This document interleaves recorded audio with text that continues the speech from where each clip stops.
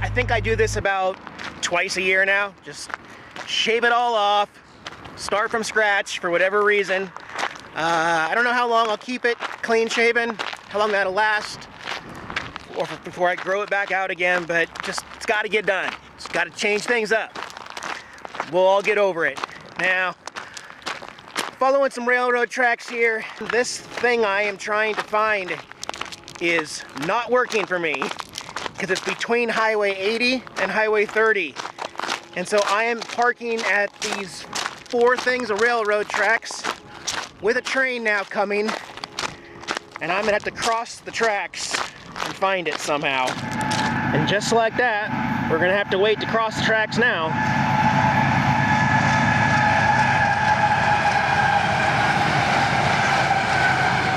There's 5 engines on that train. This thing is hauling. Woo. And we really gotta wait because what I'm trying to get to is on the other side of this train right now. Don't mind me, just walking over railroad tracks. Oh, there it is! There it is! Yes! It's kind of hard to hold my excitement here in the middle of a field here. The original Lincoln Highway. It's a bridge that's left here. It's in pretty good condition too. Lincoln Highway, just the concrete and then grass. Yep, both ways. Just no road left, just grass. Again, that's 30 over there, train tracks, and Interstate 80 is down there about 5 miles. It's all worth it now. I'm really happy I made it out here. This is the first piece of original Lincoln Highway alignment of the 20s that I am walking on. It does not feel like a highway at all though. Hey, don't say I didn't try my best to give you the original, guys. Oh man. All right, I gotta go find the RV now. You know, there is an actual comfy cat bed. You don't have to sleep on the speaker box here. I'm not close to you, Dad. Okay, good point.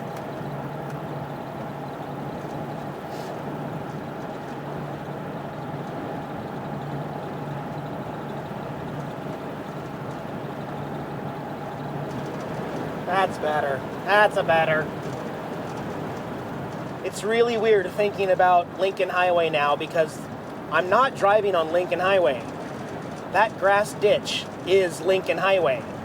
And to make the road better, they built this one right next to it. Between the railroad tracks, just moved it over, and then it just disappeared. So it doesn't make it less real to try to re-travel Lincoln Highway because there's just so many different alignments of Lincoln Highway. And most of the stops are still available along the route, so. But certainly, now it's in my, seeing that bridge made it real that there literally was a different section of roadway. So. Hello, roadside quirky. What is this? Bummer, this place is actually closed. I can't even tell what it used to be, some type of a gift store or museum of some sort, but it's closed up and abandoned now.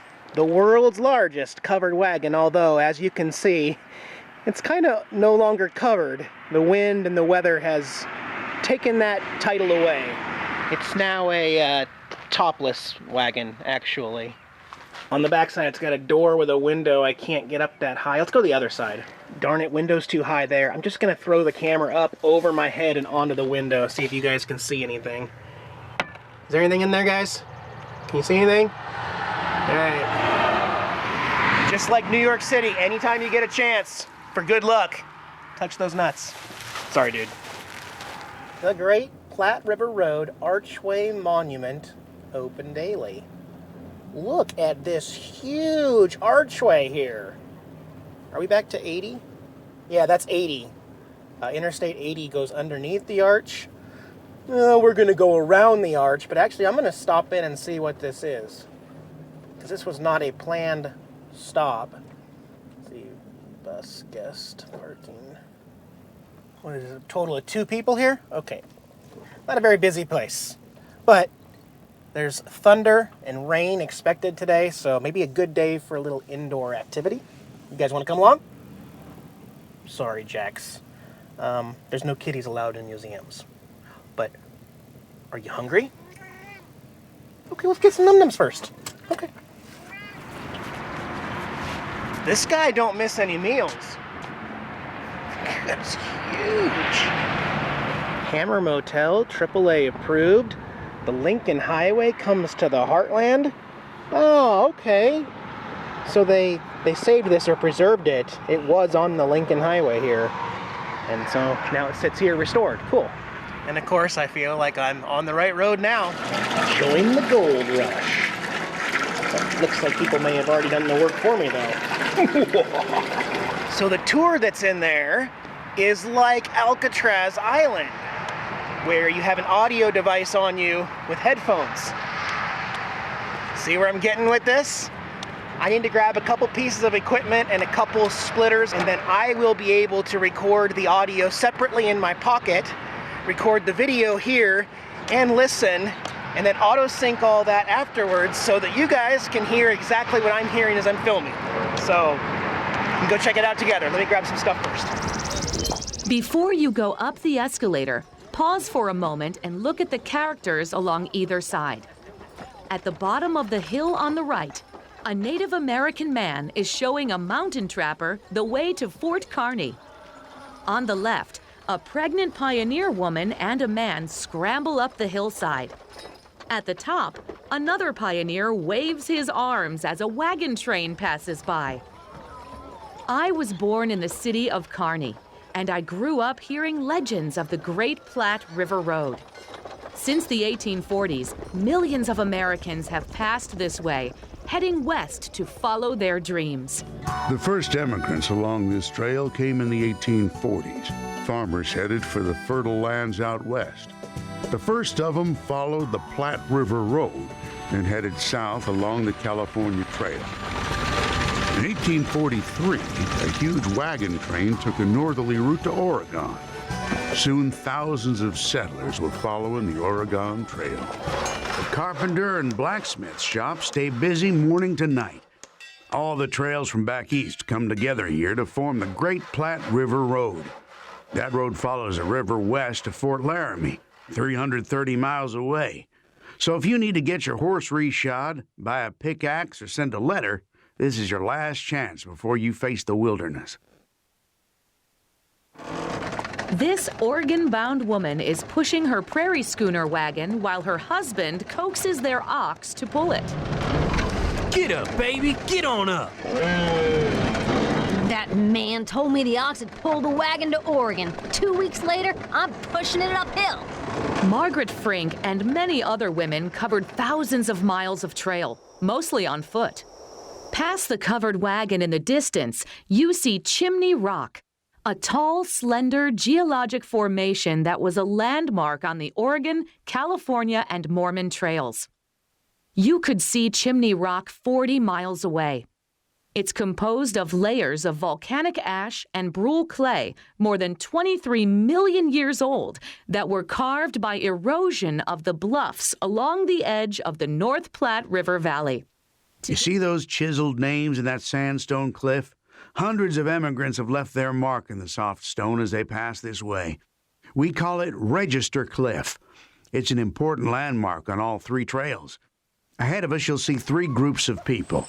And there it was, the biggest nugget I ever saw. The biggest. On your left, three fellers are sitting around a campfire, trading tall tales about the gold fields.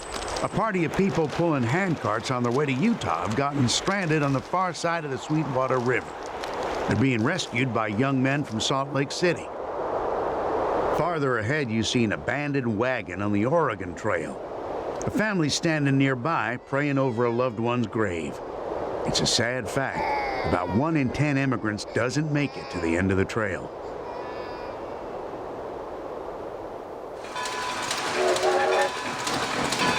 Good day, folks. Follow the path to your right around the log cabin to get a good look at some of the new developments here in the West. Look out the window of this Pony Express station. You'll see a rider arrive carrying mail in a saddlebag called a mochila. He switches to a fresh horse and gallops away to the next station. The Pony Express had more than 150 relay stations, including one at Fort Kearny. Riders had to move fast, so they couldn't weigh more than 125 pounds. They carried essential items only, including the mail, water, and a revolver. Riding day and night, a relay team took just 10 days to carry the mail 2,000 miles from St. Joseph, Missouri to Sacramento, California. That was a real record breaker back in 1860 when the Pony Express got started. While the railroad was under construction, the Union Army enlisted 200 Pawnee Scouts as guards. The officer on your left, Major Frank North, wrote the following in July 1867. Telegraph just came in. A train has been derailed near Plum Creek by a Cheyenne raiding party. After killing most of the crew and burning much of the train, the raiders looted many of the cars. Before the coming of the Transcontinental Railroad, the only alternative to walking across the prairie was riding a stagecoach. Author Mark Twain roughed it across the country by stage and had this to report. Our coach was a great swinging and swaying affair, an imposing cradle on wheels. First, we would all be down in a pile at the forward end of the stage, nearly in a sitting posture, and in a second, we would shoot to the other end and stand on our heads. The Union Pacific Company will lay track out of Omaha, heading west with myself as chief engineer.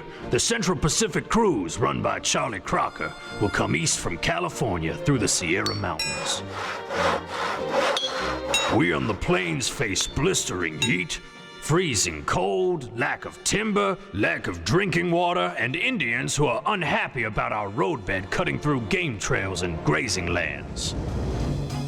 The neon sign overhead welcomes you to our nation's first transcontinental highway system, the Lincoln Highway.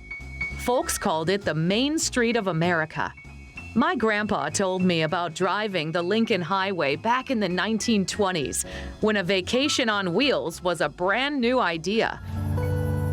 The new auto tourist camps are a fine place to meet other Americans on the road, like these fine folks.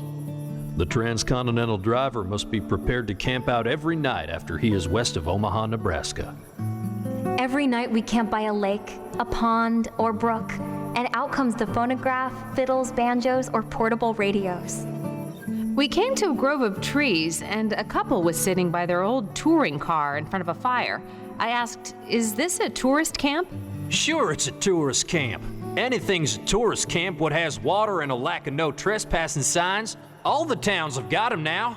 We auto gypsies create a fine melting pot, and the habit is upon us now to eat and sleep and amuse ourselves along the open roadside, which is a new kind of town in itself. As the Lincoln Highway goes from brick to concrete beneath your feet, you'll notice a drive-in movie screen straight ahead. On your left, you see a small-town Main Street. Meanwhile, there's a 1962 Cadillac to your right and a view of Yellowstone National Park. This was my mom and dad's world back in the 1950s and 60s. A peaceful life here in Kearny and weekends on the road. Gas was so cheap, Americans practically lived in their cars. I remember trips to Yellowstone when I was little, riding in our great big station wagon and listening to the radio as the highway sped past us.